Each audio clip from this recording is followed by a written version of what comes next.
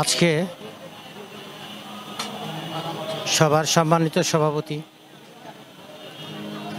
জনাব ইমতিয়াজ ভাই, সাধারণ সম্পাদক জনাব ইউনুস আলী রনি, উপস্থিত অন্যান্য সাংবাদিকদের মধ্যে আমাদের আরেক ভাই আছেন শামীম ভাই,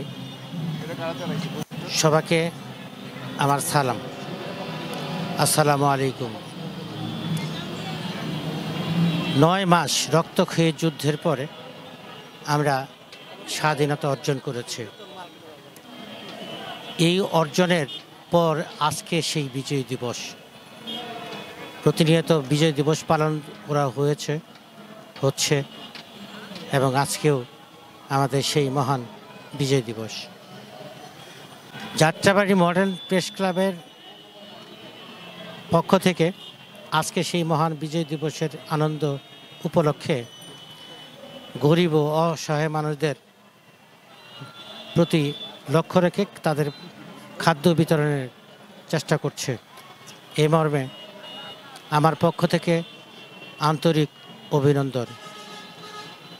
এরা গরিব দুঃখী মানুষকে কখনোই ভুলবে না, এমন বিশ্বাস রেখে আমি সবাইকে বিজয়ী সালাম দিয়ে সংক্ষিপ্ত বক্তব্য শেষ করছি। আল্লাহ হাফেজ।